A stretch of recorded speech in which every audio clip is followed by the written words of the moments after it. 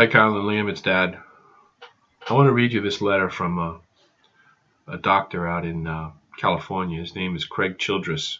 He's a psychologist, and he writes to young people like you. I'm just going to read the letter. It says, "Hi, John. I know your name is not John, but we haven't met personally, and I want to talk to you and to other young people who are in the same situation like you. So I just chose the name John. My guess is that you're around 13 to 17 years old, and if your father is giving you this letter, then your family is probably struggling with anger and conflict and pain, and I want to help. I want to help you specifically. Your father is giving you this letter from me because he cares very deeply about you. I know this only makes it hurt more. I'm hoping that I can point you in a direction out of the pain. Right now, the only way you can see out of the pain is to make your dad disappear. You hurt less. Things are calmer and better inside. Well, mostly. There is that deep pain that still remains, but you can just not think about that. I'm not going to ask you to fix things with your dad because I know that's not possible right now, not with the situation as it is. But I'm a family therapist, a psychologist, and I want to explain a little bit about the situation you're in so that you understand a bit more. I think this might I think this will make things hurt a lot less. That's why I'm writing to you, to all the Johns, to explain the situation, to make it hurt less. You know the situation. Your mom and dad are divorced a few years ago, and there's been a lot of anger and conflict in your family. Did you know that when parents get divorced and there are children, the marriage ends, but the family doesn't? When there are children involved, there will always be a family, even after the marriage of the parents ends. The family structure just changes. It changes from a together family structure before the divorce, which is unified by the marriage, to a separated family structure after the divorce that is now united by children and by the children's continuing relationship with each parent. Before the divorce, it's the marriage that unifies the family. After the divorce, the children have the unifying role. But the family doesn't go away. The family doesn't end. Not when there are children. It just changes from the together family before the divorce that's unified by the marriage to a separated family structure after the divorce unified by the children. But as you know, your family is having a lot of trouble making this transition, and everyone is blaming the other people for the difficulty, and there's anger and hurt. I'm sorry this is going on for you. As the child, your role in the family is to bring things together, to continue to unite the family. But when there's a lot of conflict and anger, this anger tears the family apart and tears you apart in the process. The reason the family is having trouble successfully moving from a together family to a separated family structure is because the people in the family are having trouble processing their sadness surrounding the divorce, surrounding the loss of the together family.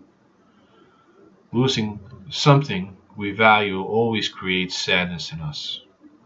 Your dad, your mom, and you were all sad about the divorce. Even if it doesn't seem like it at the time, even if there was a lot of fighting and anger, there's only because people are hurting, and they blame the other person for hurting them. When a divorce happens, this is sadness. Big losses cause grief. Everyone was grieving the loss of the together family, but instead of feeling sad and crying, the grief got turned into anger and blaming, and that's what's getting in the way of transitioning into a new separated family structure. That's still a lot of unresolved sadness and grief, even in you, especially in you. You love your dad and your mom, both of them. You may say you don't love your dad, but I know you do. That's just sadness and pain talking when you get stuff like that. Right now it hurts to love because it hurts to love you. It hurts to love him. You think it's because he's doing something bad to hurt you. That makes sense, but it's not true. When people do bad things to us, it hurts us. So because you're hurting, you must be doing something bad to make it hurt. But that's just all the blaming stuff that's keeping the family from successfully moving into the new separated family structure. The real reason you hurt is because you're sad that the together family is over and you miss your dad. Really, you miss your dad and you feel real sad about that. You're actually feeling sad because you're actually feeling sad because you're feeling sad not because of anything anyone is doing. You're feeling sad about the loss of the together family. You're feeling sad because there's much fighting and conflict, and you're feeling sad because you're caught in the middle of the fighting between your parents. Your role in the new separated family is to bring your parents together to unite this new separated family. But they have so much anger and blame towards each other that it's impossible for you to bring them together. And instead, there continues anger in ripping you apart. That's what's making you hurt. That's what's making you sad. It hurts and you wish it would stop hurting. You don't want to be a part of this fight. You just want to be a kid with your own stuff, your school, your friends, your activities, your stuff, without having to worry about their stuff, their anger, and their conflict. But you can't help but find yourself in the middle of it because that's your role as the child in the new separated family structure. You're the shared bond that keeps the family together. You belong to both households. You belong to your mom's new family and you belong to your dad's new family. But when there's a lot of anger and conflict between them, then you get caught right in the middle because the child's role in the new separated family structure is to hold the family together. But you can't do that because there's too much anger and resentment and blame. So to find peace, to get back to your own life and your own stuff, you're finding that you have to choose one side or the other. Either your mom's new family or your dad's new family, because you can't unify the new separated family. There's simply too much anger and resentment and blame. So you had to choose one new family or the other, and you chose to go with your mom's new family. But that makes you sad because you miss your dad.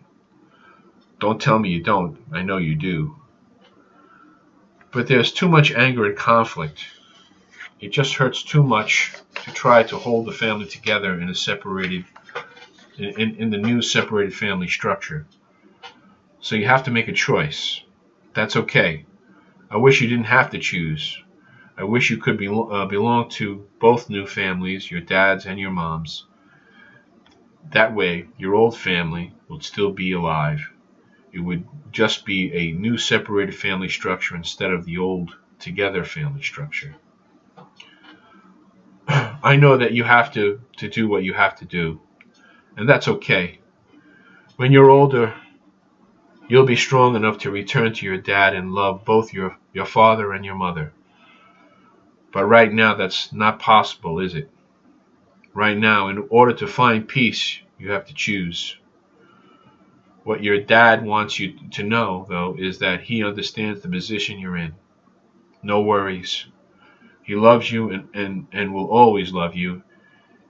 And he's waiting for you when you're old enough and strong enough to love both your dad and your mom.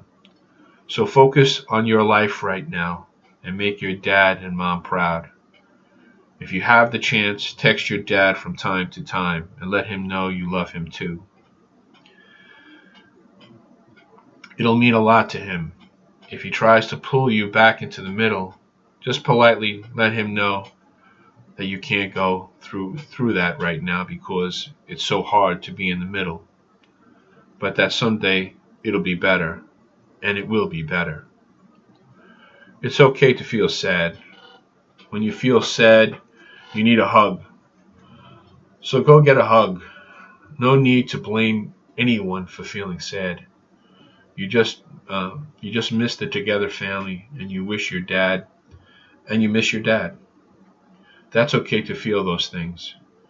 If you need to talk to a therapist about this sad, just ask your mom for you to talk to a therapist because you're sad.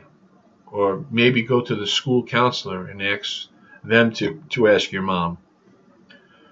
You can keep the stuff you say to the therapist private. Your mom will ask you what you talked about, but that's okay. You can tell her some things and still keep other stuff private. When you're old enough and strong enough, you'll be able to fix things with your dad. He'll be right there waiting for you. And then you'll be able to love both your dad and your mom, and everything will be okay. Big hug from me. You're the best. Craig Childress, psychologist, child and family psychologist in California. That's basically it in a nutshell. I hope it helps you, Kyle and Liam. I love you, and that's it for now. I'll see you soon.